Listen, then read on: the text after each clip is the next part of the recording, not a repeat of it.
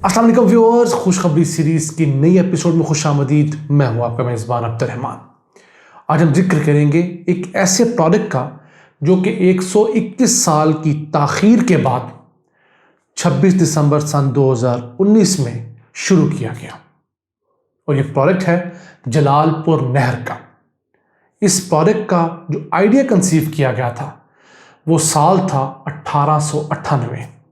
अंग्रेज़ ने idea conceive किया, अंग्रेज़ चला गया, पाकिस्तानी ब्राउन अंग्रेज़ आए, उन्होंने भी 72 साल गुजार दिए, इस प्रोजेक्ट को शुरू नहीं किया। बिलाखिर आज से 2 साल कबल 26 दिसंबर सन 2019 को इस बहुत बड़ी नहर का संगे बुनियाद रखा गया।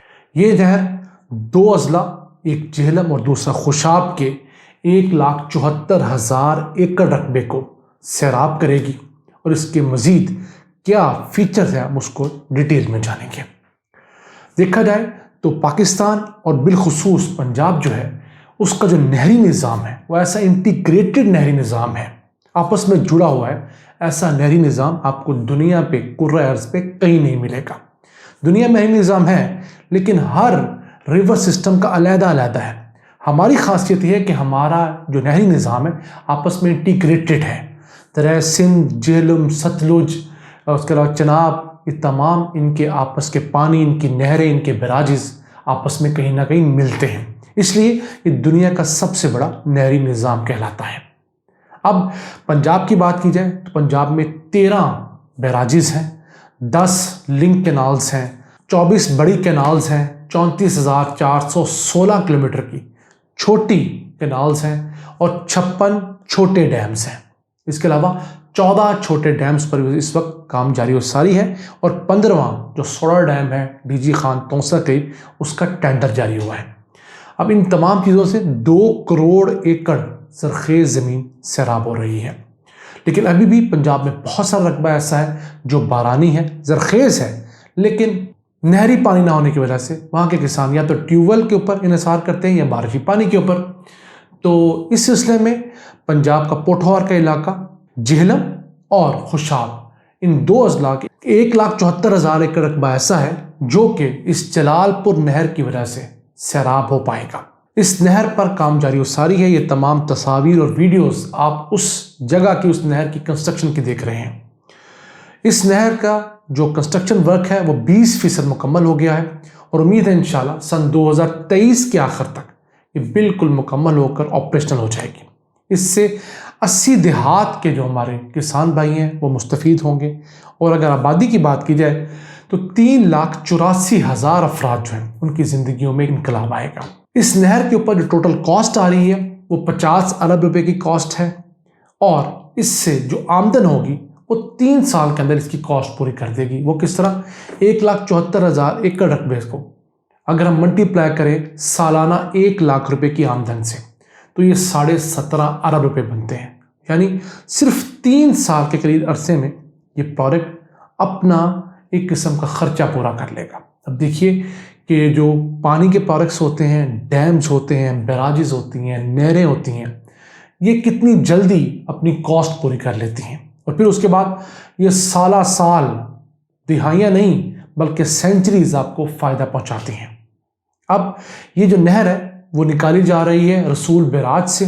उसके बाद 116 किलोमीटर की तवील मेन नहर है, इसके साथ साथ 210 किलोमीटर की इससे जो शाखें निकलेंगी, छोटी नहरें और खाले वो होंगे। इसके साथ साथ चूँकि ये दरिया जेहलम के दाएं जानब, दरिया जेहलम के साथ साथ निकाली जा रही है, तो जो बारिशों की सूरत में जो सैलाबी पानी आता है उसको काउंटर करने के लिए इसके साथ साथ 240 किलोमीटर के नाले या स्ट्रक्चर्स बनाए जा रहे हैं, ताकि वो बारिशी पानी इस नहर को डैमेज ना करे, बल्कि वो बारिशी पानी इस नहर के ऊपर से एक खास पुल के ज़रिए या नीचे से अंडरग्राउंड पैसेज के ज़रिए दरिया जेहलम में चला जाए। इसके साथ साथ ये जो नहर है ये उस इलाके के वासियों को पीने का साफ़ पानी भी मुहैया करेगी। पहले तो तहसील खेवड़ा के अंदर पीने के साफ़ पानी का मसला है, वहाँ पानी का मसला हल होगा। फिर 40 देहात जो हैं उनके लिए ये पानी भी मुहैया करेगी। वहाँ पर जो सरफेस वाटर है उसको ट्रीट करने के प्लांट्स लगेंगे, जिससे लोगों को पीने का साफ पानी मुहैया हो सकेगा। اس نہر کی کنسٹرکشن کے اوپر اس وقت 500 افراد جو ہیں وہ کام کر رہے ہیں. 200 سے زائد مشینیں جو ہیں اس کی کنسٹرکشن میں حصہ لے رہے ہیں. اس نہر کی کنسٹرکشن کے لیے جو وفاقی وزیر فواد چودھری، انہوں نے بہت لابنگ کی، بہت کوشش کی، اور اس کے بعد پرائم منسٹر نے اس کا انٹرسٹ لیا تو یہ نہر شروع ہوئی. اب پنجاب میں اس وقت 2 بڑی نہریں جو ہیں وہ زیر تعمیر ہیں. ایک تو یہ جلال پور نہر ہے، دوسری گریٹر تھل کینال ہے. لیکن افسوس کا مقام یہ ہے کہ سندھ جو ہے وہ ان دونوں نہروں کے اوپر اعتراض کرتا ہے. اب ویسے کہنا یہ چاہیے کہ سندھ حکومت خود کچھ نہیں کرتی، لیکن کہیں اور کام ہو رہا ہو تو اس کے اوپر اعتراض فوری طور پر کر دیتی ہے. تو اس سلسلے میں گریٹر تھل کینال جو ہے اس کے اوپر انہوں نے دوبارہ اعتراض اٹھایا. ایک نئی میٹنگ رکھی گئی حکومت کی جانب سے، لیکن جلال پور نہر کے اوپر اعتراض اٹھایا گیا تھا، حکومت نے اس کو اسٹریٹ فارورڈلی ریجیکٹ کر دی ہے. اس کی وجہ یہ ہے کہ پنجاب اس نہر کے لیے جو پانی لے گا وہ اپنے حصے میں سے لے گا. اب جو پانی سندھ میں چوری ہوتا ہے، یا سندھ حکومت جو ہے وہ بلوچستان کے حصے کا جو پانی چوری کرتی ہے اس پہ کبھی بحث نہیں کرتی. تو سندھ کے اندر جو دریاؤں بیراجز کے اوپر جو ٹیلی میٹرک سسٹم لگنا تھا اس کے اوپر حکومت سندھ راضی نہیں ہے. انڈیپینڈنٹ جو ویریفیکیشن کے لوگ بھیجے جاتے ہیں ان کو اکوموڈیٹ نہیں کیا جاتا، لیکن سندھ حکومت بڑے آرام سے بیٹھ کر پنجاب میں چوری ہونے والے پانی پہ ڈیبیٹ کرتی ہے. جی پنجاب میں پانی چوری ہوتا ہے، لیکن پنجاب سے زیادہ سندھ میں پانی چوری ہوتا ہے. اور سندھ حکومت جو ہے وہ بلوچستان بیچارہ، ہمارا جو سب سے کم پانی لینے والا صوبہ ہے، اس کا پانی بھی چوری کرتی ہے. تو اب ہم کیا کریں گے؟ تو ہمارے ہاں پرابلمس بڑی ملٹی ڈائمینشنل ہوتی ہیں. پروڈکٹس جتنے بڑے ہوتے ہیں ان کو خراب کرنے والے لوگ بھی اتنے ہی زیادہ ہوتے ہیں.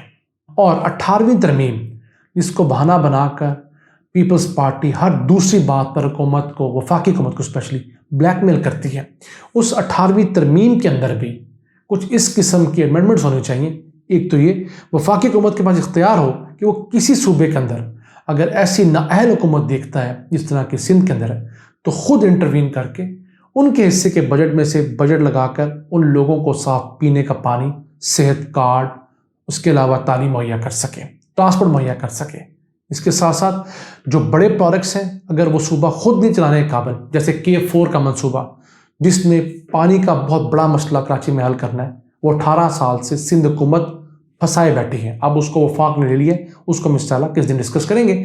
تو اس طرح کے منصوبوں کے لیے بھی جو وفاقی حکومت ہے اس کو آئین میں ترمیم کرنی چاہیے، تاکہ جو بھی صوبہ نااہلی دکھائے اپنے لوگوں کو ڈلیور نہ کرے یا کچھ علاقوں کے ساتھ ستیلا سلوک کرے تو وفاق وہاں پر انٹروین کرے، اس صوبے کا بجٹ کاٹے، کچھ حصہ اپنے پاس سے ڈالے، تو اس صوبے کے جو لوگ ہیں ان کو سہولیات مہیا کرے. وفاق تبھی انٹیگریٹڈ اور سنگل اکائی رہے گا جب اس کے تمام شہریوں کو، اس کے اندر بسنے والے تمام لوگوں کو ایک جیسی سہولیات مہیا ہوگی. تو اب یہ جو نہر ہے اس کے ساتھ بڑا اچھا اریگیشن کا نیٹ ورک بننے جا رہا ہے. اس میں ڈرپ اریگیشن بھی ہوگی، دوسری اریگیشن بھی ہوگی. تو امید کرتے ہیں انشاءاللہ اگلے 2 سال بعد یہ اپنے وقت مقررہ پر مکمل ہو، ہمارے وہاں کے بھائیوں کی زندگیوں میں انقلاب آئے، گریٹر تھل کینال بھی مکمل ہو، تاکہ پاکستان میں لہلہاتے کھیتوں کا جو رقبہ ہے اس میں اضافہ ہو. ان الفاظ کے ساتھ اپنے میزبان عبد الرحمان کو اجازت دیجیے. اللہ نگہبان.